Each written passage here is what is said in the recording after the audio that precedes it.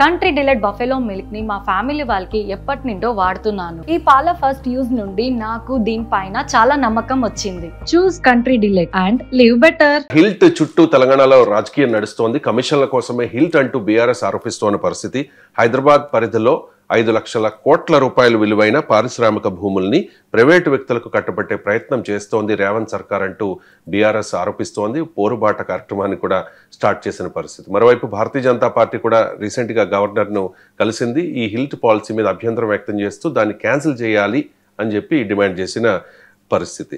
Sir, ఎవరి వాదన వాళ్ళు వినిపిస్తూ ఉన్నారు సార్. ప్రభుత్వం కూడా చెప్తోంది ఇవి నిరాధార ఆరోపణలు, అలాంటిదేమీ లేదు అని చెప్పేసి. సో నిజాలు ఏంటి సార్? అక్కడితో ఆగడం లేదు. ప్రభుత్వం చెప్తే నిరాధార. ఇది బీఆర్ఎస్ ప్రభుత్వం హయాంలోనే ప్రారంభమైంది అంటున్నారు.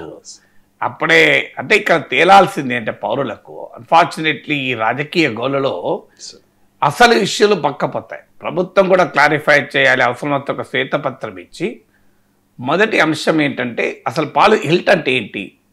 అంటే హైదరాబాద్ నగరం నడిబొడ్డున అనేక రకాల ఇండస్ట్రియల్ ఎస్టేట్స్ ఉన్నాయి. ఇప్పుడు ఉదాహరణకు ఆజామాబాద్ ఇండస్ట్రియల్ ఎస్టేట్ అని, జీడిమెట్ల ఇండస్ట్రియల్ ఎస్టేటు, మీ కుసాయిగూడ ఇండస్ట్రియల్ ఎస్టేటు, ఇలా బాలానగర్ ఇండస్ట్రియల్ ఎస్టేటు, ఇలా ఇండస్ట్రియల్ ఎస్టేట్స్ ఉన్నాయి.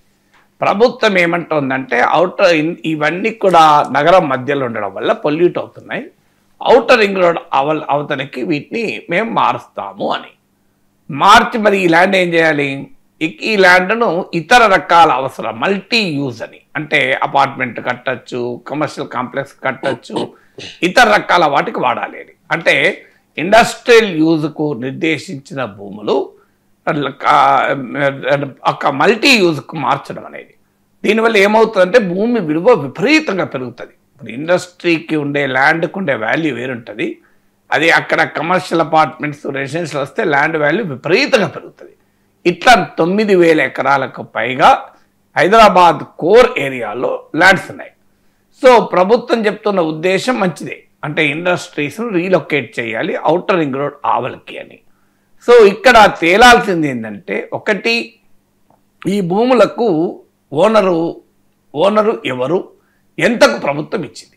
ఇప్పుడు సమస్య ఏంటంటే కాంగ్రెస్ ప్రభుత్వం చెప్పేది బీఆర్ఎస్ హయాంలోనే యాజమాన్య హక్కులు కల్పించారు లీజ్ హోల్డర్స్ కానీ. మనందరికీ తెలుసు లీజ్ అనేది చాలా చౌకగా ఉంటుంది. సో లీజ్ అనేది మీకు రూపాయికి ఇప్పుడు మనం 99 పైసలకు లీజ్ అని వింటున్నాం కదా. సో లీజ్ ఓనర్స్ ఆల్రెడీ ఆ ల్యాండ్తో లాభపడి ఉంటారు. వాళ్ళకి ఇప్పుడు కాస్త యాజమాన్య హక్కులు కల్పించేశారు. సో ప్రభుత్వం చెప్తున్నది ఇది బీఆర్ఎస్ చేసిన పని. ఇది ఆ లీజ్ హోల్డర్లకు యాజమాన్య హక్కులు కల్పించారు, మేము అది చేయడం లేదు కదా అని అంటుంది. ఇక దీనికి కౌంటర్ బీఆర్ఎస్ చెప్పేది అంటే మేము 200% వసూలు చేసి లీజ్ ఇచ్చాం మార్కెట్ ప్రైస్ కని.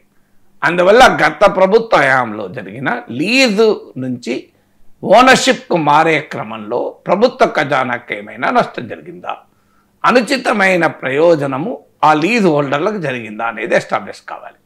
అంటే ఉదాహరణకు లీజు ఎంతకి ఇచ్చారు, దాన్ని ఇప్పుడు ప్రైస్ ఎంత ప్రైస్కు ప్రభుత్వం వారికి ఓనర్షిప్ దక్కాలు చేసింది, మార్కెట్ ప్రైస్ కన్నా 100%. అంటే మార్కెట్ ప్రైస్ అంటే ఏంటి?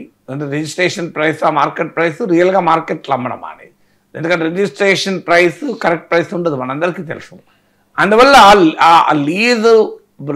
లీజ్ హోల్డర్స్కు యాజమాన్య హక్కులు కల్పించే బీఆర్ఎస్ ప్రభుత్వ హయాంలో జరిగిన పరిణామంలో ప్రభుత్వ ఖజానాకు లాభం జరిగిందా, నష్టం జరిగిందా, ప్రైవేట్ వ్యక్తులకు లాభం జరిగిందా, నష్టం జరిగిందా, దీన్ని ఎస్టాబ్లిష్ కావాలి.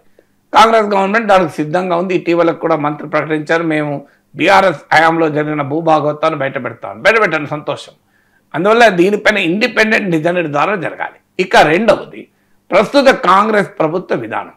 ఇప్పుడు బీఆర్ఎస్ వాళ్ళు లీజ్ ఉన్న వారికి యాజమాన్య హక్కులు కల్పించారు కనుక మేము యాజమాన్య హక్కులు ఉన్నవారికే మల్టీ యూజ్కు పర్మిషన్ ఇస్తున్న కన్వర్షన్ కంటే కరెక్ట్ కాదు. బీఆర్ఎస్ వాళ్ళు తప్పు చేసినా కాంగ్రెస్ వాళ్ళు తప్పు చేసినా తప్పే కదా. సో ఇప్పుడు ల్యాండ్ ఓనర్లకు కన్వర్షన్ చేసుకునే అవకాశాన్ని ఇస్తున్నాం అంటున్నారు. ఇక్కడ ఒక ఫండమెంటల్ క్వశ్చన్ ఉంది. ల్యాండ్ యూజ్ కన్వర్షన్ అనేది కామన్. ఇప్పుడు మనకు ఉదాహరణకు అగ్రికల్చర్ ల్యాండ్ ఉంటుంది, దాంట్లో మనం ఇల్లు కట్టుకోవాలనుకోండి, మనం నాలా ఫీజు అని అఫీషియల్గానే కడతాం గవర్నమెంట్కు. నాన్ అగ్రికల్చరల్ ల్యాండ్ యూజ్ కోసం. సో అగ్రికల్చర్ ల్యాండ్ను నాన్ అగ్రికల్చర్ ల్యాండ్గా కన్వర్ట్ అవుతుంది. ఎందుకంటే అర్బనైజేషన్లో భాగంగా మీకు నగరంలో ఉన్నటువంటి పొలాలు ఆటోమేటిక్గా వ్యవసాయేతర భూములుగా మారాల్సిందే. సో దీనికి నాలా ఫీజు కట్టించుకొని కన్వర్షన్ ఇస్తారు. కానీ ఇక్కడ ఏంటి, ల్యాండ్ నాదే పొలము, నేను దాన్ని నాన్ అగ్రికల్చర్ ల్యాండ్గా మార్చుకుంటున్నాను. అంటే ల్యాండ్ యూజ్ కన్వర్షన్ అవుతుంది, but I'm the land owner. So నా కష్టార్జితము నా పట్టా నేను మార్చుకుంటున్నా. కానీ ఇండస్ట్రియల్ ల్యాండ్ యూజ్ను మార్చడం అంటే తేడా ఉంటుంది. ఏంటంటే ఆ ల్యాండ్ ఓనర్ ఎట్లా ల్యాండ్ ఓనర్ అయ్యాడు, సో ల్యాండ్ ఓనర్ ఎప్పుడు అయ్యాడు, ఎలా అయ్యాడు, ఎంత అంటే ఆ ల్యాండ్ ఉదాహరణకు ఒక పారిశ్రామికవేత్త ఒక పారిశ్రామిక వాడలో 1 ఎకరం భూమి ఉన్నది. ఈ ఎకరం భూమి తన కానీ ఆ భూమి ఎట్లా వచ్చింది, ప్రభుత్వం కారు చౌకగా కేటాయించిందా, ప్రభుత్వం గతంలో లీజుకి ఇచ్చి దాన్ని ఓనర్షిప్గా మార్చిందా? మరి ప్రభుత్వం కారు చౌకగా ఎందుకు ఇచ్చి ఉంటుంది, రీజన్ ఉండాలి కదా.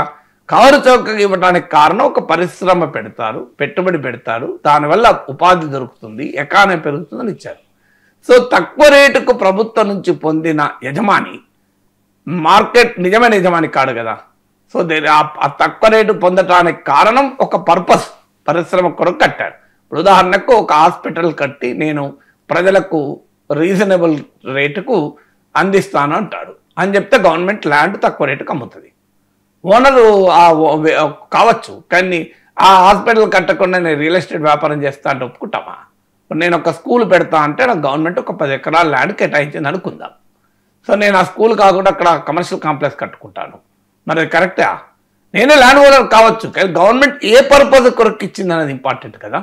సో గవర్నమెంట్ ఒకవేళ తక్కువ రేటుకి ఇవ్వలేదు, వాళ్ళు మార్కెట్లో కొనుక్కున్నారు అనుకోండి పారిశ్రామిక, అభ్యంతరం ఏం లేదు.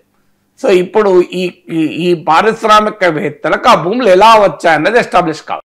ఈ 9,000 ఎకరాల పారిశ్రామిక భూములకు యజమానులు ఎలా వచ్చాయి, అది వాళ్ళ మార్కెట్లో కొనుక్కున్నారా? మార్కెట్లో కొనుక్కున్నా మన అభ్యంతరం చెప్పేది ఏం లేదు, మల్టీ యూజ్ అనుమతి ఇవ్వాల్సిందే. ఎందుకంటే సొంత ల్యాండ్ వాళ్ళు మార్చుకుంటారు. ఇప్పుడు నా వ్యవసాయ ల్యాండ్ను నేను వ్యవసాయేతర ప్రయోజనాన్ని మార్చుకుంటున్నా కదా. అది సొంత ల్యాండ్ కాదు అనేదే సమస్య. సొంత ల్యాండ్ కానీ సొంతగా మార్కెట్లో కొనుక్కున్నది కాదు, ప్రభుత్వము ఇచ్చింది అయితే ఖచ్చితంగా క్వశ్చన్ వస్తుంది. ప్రభుత్వం ఏ రేటుకి ఇచ్చింది, తక్కువ రేటుకి ఇచ్చి ఉండాలి కదా. ఎందుకంటే ప్రభుత్వం ఒకవేళ ఇచ్చినా మార్కెట్ ధరకి ఇయ్యదు, అఫీషియల్ రేట్కి ఇస్తుంది. అఫీషియల్ రేటు మార్కెట్ రేట్ చాలా తేడా ఉంటుంది. ఇప్పుడు హైదరాబాద్ శివారులో శంకర్పల్లిలో 1 ఎకరం అఫీషియల్ ఎంత 3 లక్షలు ఉంటుంది, 2 లక్షలు ఉంటుంది.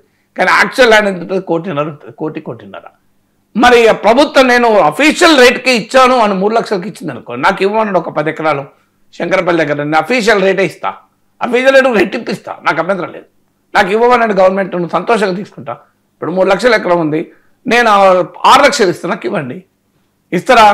నేను ఇప్పటికంటే ఇప్పుడు 20 ఎకరాలు తీసుకుంటా, 20 ఎకరాలు తీసుకొని నేను ఏమైనా చేసుకుంటాను, కరెక్టా? అది సాధ్యం కాదు కదా. అందువల్ల అఫీషియల్ రేటుకి ప్రభుత్వం ఇచ్చినా అంటే ఒకవేళ ఆ పారిశ్రామిక భూమి యజమాని మార్కెట్ రేటుకే కొనుక్కున్న భూమి అయితే ఇమీడియట్గా మల్టీ యూజ్ పర్మిషన్ ఇవ్వచ్చు, ఎందుకంటే రీలొకేట్ చేయాలి కనుక ఇండస్ట్రీని. కాదు అనుకున్నప్పుడు మాత్రం ఖచ్చితంగా ప్రభుత్వం ఎంత తక్కువ రేటుకి ఇచ్చింది, అసలు ఫ్రీగా ఇచ్చిందా, తక్కువ రేటుకి ఇచ్చిందా, లీజ్కి ఇచ్చి ఓనర్షిప్గా మార్చిందా, దాన్ని ఇప్పుడు మల్టీ యూజ్గా మార్చడం అంటే 100 రెట్లు ఎక్కువ ప్రయోజనం పొందడం. అంటే ప్రజల ప్రయోజనం కొరకు భూమి తీసుకొని వ్యక్తిగత ప్రయోజనాలకు వాడడం అంటే అది మామూలు విషయం కాదు కదా. అక్కడే ఇది కుంభకోణం అనే విమర్శలు రావడానికి కారణమవుతుంది. అందువల్ల సదుద్దేశంతో ఈ పారిశ్రామిక వాడల్ని ఔటర్ రింగ్ రోడ్ అవతలికి పంపినా ఈ ప్రక్రియ ఏంటి? అయితే కాంగ్రెస్ ప్రభుత్వం చెప్పేది మేము 30%, 50% ఇంపాక్ట్ ఫీ వసూలు చేస్తున్నామని. 30% of what? 30% of government price కదా. యాక్చువల్ ప్రైస్ గవర్నమెంట్ ప్రైస్ గా 4-5 రెట్లు ఎక్కువ ఉంటుంది కదా, అందరూ తెలుసు కదా. అది గవర్నమెంట్ ప్రైస్ ఇప్పుడు మీకు ఎక్కడైనా తీయండి, మీరు గచ్చిబౌలిలో తీయండి. గచ్చిబౌలిలో ఒక అపార్ట్మెంట్ అఫీషియల్ రేట్ 6,000 ఉంటుంది, రియల్ రేట్ 6,000 ఉంటుందా? 6,000 ఎస్ఎఫ్టీ మీకు ఎవరైనా అపార్ట్మెంట్ అమ్ముతారా? అఫీషియల్ రేట్ అంత డబుల్ ఉంటుంది, కానీ రిజిస్ట్రేషన్ రేట్ ఎంత ఉంటుంది? 6,000 ఉంటుంది. ఈవెన్ టుడే నేను చెప్పేది, ఇప్పుడు నేను ఉంటున్న ఏరియాలో అఫీషియల్ రేట్ 6,000 ఉంది, రియల్ రేట్లో 11,000 ఉంది. తేడా అంత రేట్ ఉంది అపార్ట్మెంట్ నేను చెప్పేది. ఇక ల్యాండ్ అయితే ఇంకా తేడా ఉంటుంది. మరి ఇంత తేడా ఉంది కదా, ఈ తేడా ఉన్నప్పుడు మీరు అఫీషియల్ రేట్కే మేము ఇంపాక్ట్ ఫీ వసూలు చేస్తున్నాం అంటే అయిపోదు కదా. మార్కెట్ ప్రైస్ అంటే ఏంటి? అయినా 30% ఇంపాక్ట్ ఫీ ఎందుకు? బహిరంగ మార్కెట్లో వేలం వేయండి, ఇబ్బంది ఉన్నది. వేలం వేస్తే మీకు ఎక్కువ ల్యాండ్ వస్తాయి కదా. వాళ్ళకి పరిశ్రమ కొరకు మీరు అవుటర్ రింగ్ రోడ్ ల్యాండ్ కేటాయించండి. ఆ ల్యాండ్ మీరు తక్కువ రేటుకి ఇవ్వండి కావాలంటే. మళ్ళీ ఇక్కడైతే వేలం వేయండి, ఇక్కడ వేలం వేస్తే మీకు చాలా ఎక్కువ వస్తాయి కదా. సో దీనికి ప్రభుత్వం ఆన్సర్ చెప్పాలి. 30%, 50% ఇంపాక్ట్ ఫీ వసూలు చేయడం వేరు, మీకు దాని యాక్చువల్ ప్రయోజనం ఎవరు పొందుతున్నారు. పెద్ద ఎత్తున పారిశ్రామిక యజమాని పొందుతున్నాడంటే ఏదో ఒక్క మతలబు లేకుండా అంత బెనిఫిట్ ప్రభుత్వాలు చేయవు.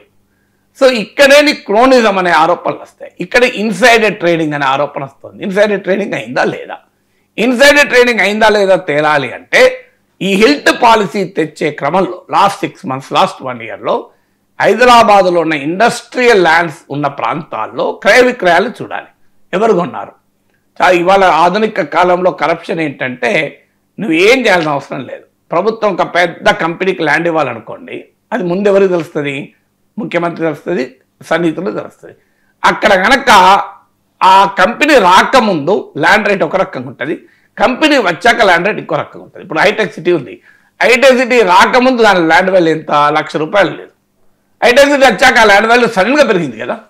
అందుకే మన హైటెక్ సిటీ చుట్టూ ఎవరి భూములు ఉన్నాయో చూస్తే అర్థమవుతుంది అసలు విషయం. మీరు వెళ్ళి హైటెక్ సిటీ చుట్టూ ఎవరి భూములు ఉన్నాయి ఆ టైంలో, ఇప్పుడు కూడా ఎవరున్నాయి చూస్తే అర్థమవుతుంది.